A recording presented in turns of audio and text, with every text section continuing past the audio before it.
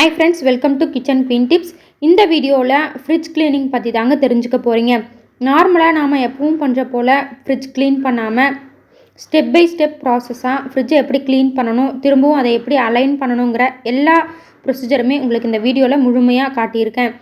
Tips number 1, first ஃப்ரிட்ஜை clean பண்ணுறதுக்கு முன்னாடி நாம் ஸ்விட்ச் ஆஃப் பண்ணிவிட்டு ப்ளக்கை ரிமூவ் பண்ணி எடுத்துடலாம்.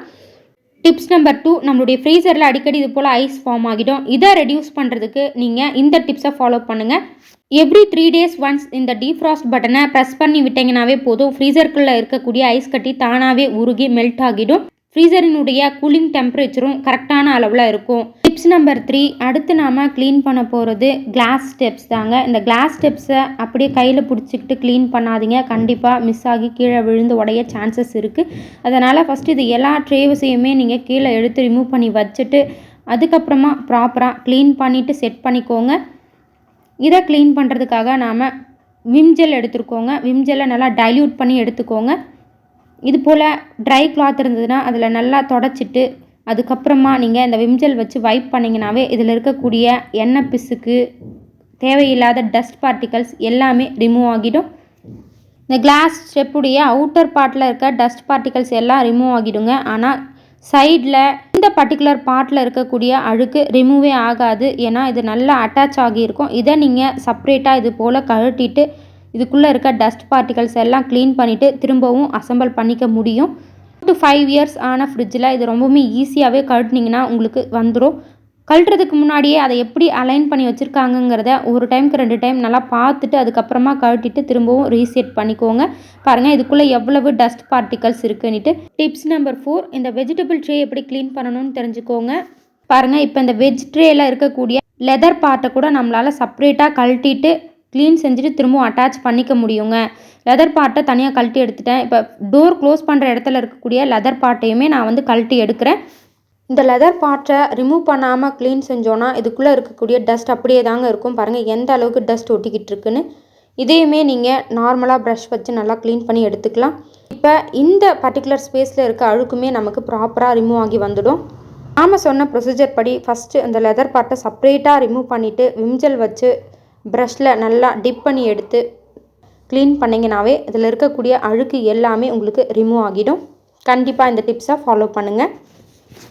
ஃப்ரிட்ஜ் டோரில் இருக்கக்கூடிய சைட்ஸ் எல்லாத்தையுமே நல்லா கிளாத்தை வச்சு வைப் பண்ணி எடுத்துக்கலாங்க. டிப்ஸ் நம்பர் 5, என்ன தான் நாம் இந்த ட்ரே எல்லாத்தையுமே ப்ரஷ் வச்சு க்ளீன் பண்ணாலும் இதுக்குள்ளே இருக்கக்கூடிய டஸ்ட் அப்படியே தாங்க இருக்குது. அதை க்ளீன் பண்ணுறதுக்காக இந்த ட்ரேவை ஜென்டலாக நாம் மேலே தூக்குன மாதிரி எடுத்தோன்னாவே ரிமூவ் ஆகி வந்துடும். நீங்கள் ப்ராப்பராக க்ளீன் பண்ணி எடுத்துக்க முடியுங்க. இப்போ க்ளீனிங் பண்ணுறதுக்குமே உங்களுக்கு ரொம்பவுமே ஈஸியாக இருக்கும். இதே போல் எல்லா ட்ரேவையுமே ரிமூவ் பண்ணிவிட்டு க்ளீன் பண்ணிக்கோங்க. டிப்ஸ் நம்பர் 6, இப்போ நம்ம க்ளீன் பண்ண போகிறது இந்த ஆனியன் ட்ரே தாங்க. இந்த ஆனியன் ட்ரேக்குள்ளே கூட சைடில் ஒட்டிக்கிட்டு இருக்க டஸ்ட் பார்ட்டிகல்ஸ் எல்லாத்தையுமே நீங்கள் ப்ரஷ் வச்சு ரிமூவ் பண்ணிக்க முடியும். ரிமூவ் பண்ணிவிட்டு இப்போ இந்த ஆனியன் ட்ரேவையும் நாம் ப்ராப்பராக க்ளீன் பண்ணி எடுத்துக்கலாம். ஆனியன், கார்லிக் இது எல்லாமே நாம் இந்த ட்ரேயில் தான் வைப்போம். இதில் பார்த்திங்கன்னா அடியில் நிறைய ஒட்டிக்கிட்டு இருக்குது. இதையுமே நாம் கிளாத்தை வச்சு நல்லா வைப் பண்ணி எடுத்துக்கலாம். ஃப்ரிட்ஜில் இருக்க எல்லா பார்ட்ஸையுமே செப்ரேட்டாக நாம் க்ளீன் செஞ்சுட்டோம். இப்போ இது போல் ப்ரஷ் வச்சு க்ளீன் பண்ண முடியாத இடத்த கிளாத்தை வச்சு நல்லா அழுத்தி ப்ரெஸ் பண்ணிங்கனாவே அந்த இடத்துல இருக்க டஸ்ட் எல்லாமே ரிமூவ் ஆகிடும். இப்போ ஃப்ரிட்ஜுக்கு அடியில் இருக்கக்கூடிய வெஜ் ட்ரே வச்சுருந்த பார்ட்டில் இவ்வளவு டஸ்ட்டு ஃபார்ம் ஆகிருக்குங்க. இதையுமே நாம் ப்ராப்பராக க்ளீன் பண்ணி எடுத்துக்கிறோம். இந்த டஸ்ட்டெல்லாம் நாம் அப்படியே விடும்போது என்ன ஆகுனா இதில் இருக்கக்கூடிய பாக்டீரியாக்கள் நாம் வைக்கக்கூடிய ஃபுட்டையுமே ஸ்பாயில் பண்ணிடும். இதனால் நிறைய ஹெல்த் இஷ்யூஸ் நமக்கு கண்டிப்பாக வரும். அதனால் நம்மளுடைய ஃப்ரிட்ஜை நம்ம எப்போவுமே க்ளீனாகவும் நீட்டாகவும் வச்சுக்கிறது நல்லதுங்க. இப்போ ட்ரேஸ் எல்லாம் செப்ரேட்டாக ரிமூவ் செஞ்சுட்டு அதுக்கப்புறம் ஃப்ரிட்ஜை நம்ம க்ளீன் செய்யும்போது ஃப்ரிட்ஜு நல்லா நீட்டாகவே க்ளீன் ஆகும். டிப்ஸ் நம்பர் 7, ஃப்ரிட்ஜை க்ளீன் செய்யும்போது நீங்கள் டீஃப்ராஸ்ட் பண்ணி விட்ட உடனே ஃப்ரிட்ஜுக்கு பின்னாடி இருக்கக்கூடிய இந்த ட்ரேயில் வாட்டர் கரெக்டாக விழுதாங்கிறத செக் பண்ணிக்கோங்க.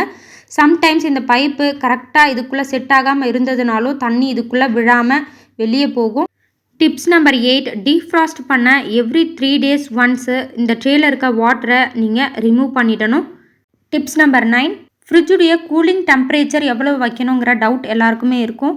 இந்த எல்லோ கலர் ஏரோ இருக்குது இல்லைங்களா, இதுதான் ஃப்ரிட்ஜுடைய டெம்பரேச்சரை இன்க்ரீஸ் பண்ணவும் டிக்ரீஸ் பண்ணவும் நமக்கு ஹெல்ப்ஃபுல்லாக இருக்கும். இந்த பர்டிகுலர் ஏரோவை நீங்கள் இருக்கக்கூடிய இடத்தினுடைய கிளைமேட்டுக்கு ஏற்ற மாதிரி மாற்றி வச்சுக்கலாம். இப்போ நான் பெங்களூரில் இருக்கிறதுனால மினிமம் 1லேருந்து 2க்குள்ளே தாங்க என்னுடைய ஃப்ரிட்ஜுடைய கூலிங் டெம்பரேச்சர் இருக்கும். மேக்ஸிமம் 3 வரைக்கும் வச்சுக்கலாம். அதுக்கு மேலே போக வேண்டிய அவசியம் கட்டாயமாக இருக்காது. ஏன்னா நீங்கள் ரொம்பவும் அளவுக்கு அதிகமாக டெம்பரேச்சரை இன்க்ரீஸ் பண்ணி வைக்கும்போது ஃப்ரீசரில் அதிகமாக ஐஸ் ஃபார்ம் ஆகிறதுக்கான சான்சஸ் இருக்குது. ஃப்ரிட்ஜை க்ளீன் பண்ண ஸ்டார்ட் பண்ணும்போதே நாம் டீஃப்ராஸ்ட் பண்ணி விட்டுட்டோம். டீஃப்ராஸ்ட் பண்ணதுனால இப்போ இந்த ஐஸ் தானாகவே உருகிடுச்சு பாருங்கள். இதை நீங்கள் ஷார்ப் எட்ஜஸ் இருக்கக்கூடிய நைஃபோ ஸ்பூனோ வச்சு கண்டிப்பாக ரிமூவ் பண்ணக்கூடாதுங்க. அதுபோல் ரிமூவ் பண்ணும்போது ஃப்ரீசரில் இருக்கக்கூடிய இந்த லேயர் மாதிரியான பார்ட் எல்லாம் டேமேஜ் ஆகிட்டு ஃப்ரீசரினுடைய கூலிங் டெம்பரேச்சர் சேஞ்ச் ஆகும்.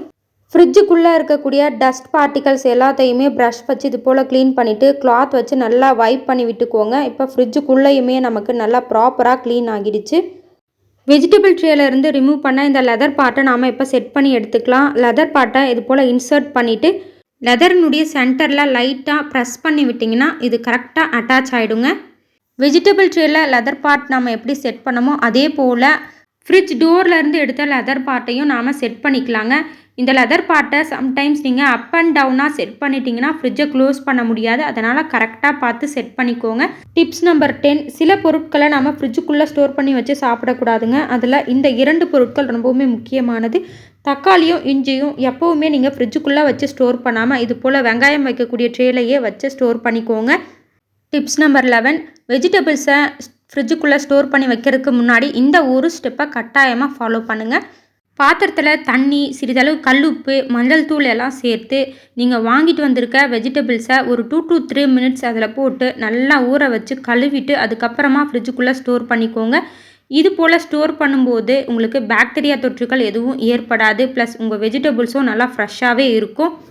அது மட்டும் இல்லைங்க, இந்த வெஜிடபிள்ஸை விளைவிக்கும் போது நிறைய ஃபெர்டிலைசர்ஸ் யூஸ் பண்ணியிருப்பாங்க. நாம் இது போல் உப்பு மஞ்சள் தூள் போட்டு கழுவும் போது இதில் இருக்கக்கூடிய நச்சுத்தன்மை எல்லாமே நீங்கிடும். கண்டிப்பாக வெஜிடபிள்ஸை ஒவ்வொரு முறை ஸ்டோர் பண்ணுறதுக்கு முன்னாடியும் இது போல் உப்பு மஞ்சள் தூள் போட்டு நல்லா வாஷ் பண்ணிவிட்டு ஸ்டோர் பண்ணிக்கோங்க. அதுலேயும் ரொம்பவும் முக்கியமாக காலிஃப்ளவர்லாம் நாம் அதிகமாக கன்சியூம் பண்ணுறோன்னா பூச்சி தாக்குதல் அதிகம் வருங்கிறதுனால அதிகமாகவே ஃபெர்டிலைசர்ஸ் யூஸ் பண்ணுவாங்க.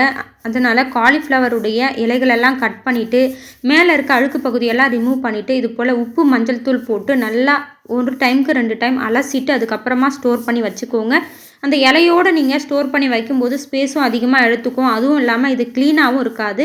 இது போல் நீங்கள் க்ளீன் பண்ணி ஸ்டோர் பண்ணி வச்சுக்கிட்டிங்கன்னா உங்களுக்கு யூஸ் பண்ணுறதுக்கும் சுலபமாக இருக்கும். கண்டிப்பாக இந்த வீடியோவில் சொன்ன எல்லா டிப்ஸுமே உங்களுக்கு ரொம்பவுமே பயனுள்ளதாக இருந்திருக்கும். நம்மளுடைய சேனலில் நிறைய கிச்சன் டிப்ஸ் அண்ட் ட்ரிக்ஸ் நான் கொடுத்துருக்கேன். அதையும் நீங்கள் செக் பண்ணி பாருங்கள். இந்த வீடியோ உங்களுக்கு யூஸ்ஃபுல்லாக இருந்தால் மறக்காமல் லைக் பண்ணுங்கள், ஷேர் பண்ணுங்கள், சப்ஸ்கிரைப் பண்ணுங்கள். சப்ஸ்கிரைப் பண்ணிவிட்டு பெல் ஐக்கானை கிளிக் பண்ணி ஆல்ன்ற ஆப்ஷனை செலக்ட் பண்ணிக்கோங்க. தேங்க்யூ ஃபார் வாட்சிங் மை சேனல்.